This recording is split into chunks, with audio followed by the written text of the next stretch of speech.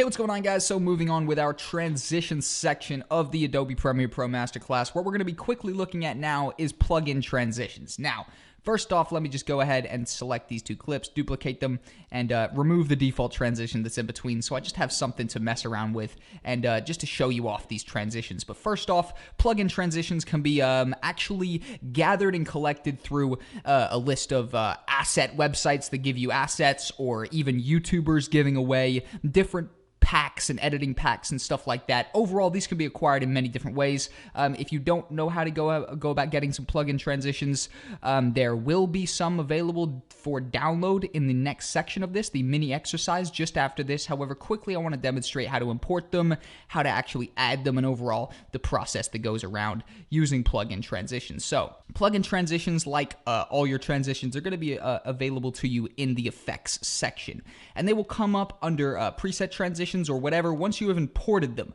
So I obviously have imported some here with the preset transitions, and there's also another pack here with a couple in as well, but I'm going to quickly walk you through importing. So how you would actually go about importing a new plugin transition once downloaded would be going up here to preset, right-clicking, and click import presets. Just like that, it is going to pop me up with my Premiere Transluts. So that's Premiere Pro Transitions and LUTs. We're going to be getting to LUTs next, but this is just a random folder that I have. And I would actually, to import stuff, I would obviously click on the one I would import. So these are a bunch of different variations of plugin transitions.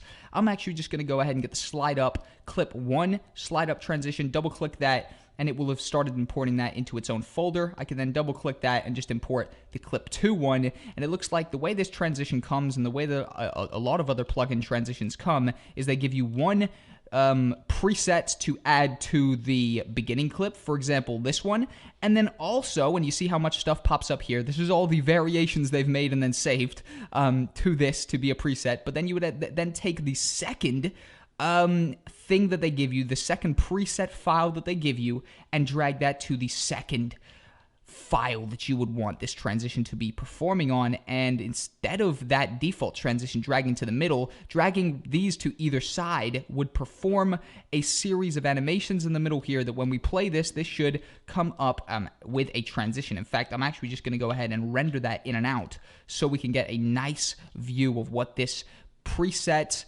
and this plugin transition is actually going to do for us. And this pre-render is a great way of just slowing down the process, or speeding up rather the process of viewing your image without it kind of being a little jittery before doing the pre-renders. But let's have a look when this completes. And having a look right here, you see this then slides up, and it is a really effective plug-in transition. As you can see, let's give that one more play. Very, very nice. And this, honestly, these plugin transitions can save you so much editing and so much time. You just have to find the right one. So this one right here is clearly a really nice one.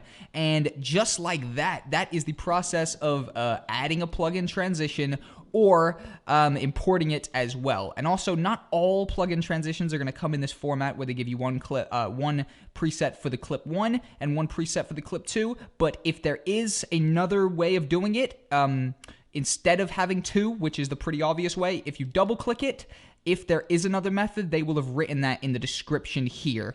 At least that goes for the vast majority of plugin transition manufacturers. They're not trying to leave you in the dark, don't worry. So if it's not a normal setup like this, where they give you one preset for the first clip and one preset for the second clip to literally just drag and drop, they will have you a description. If you double click, you will find a description of the transitions. But we're going to come back with a mini exercise where you guys can download the next zoom out transition I'm going to show you, and we're just going to go ahead and add this to another set of clips.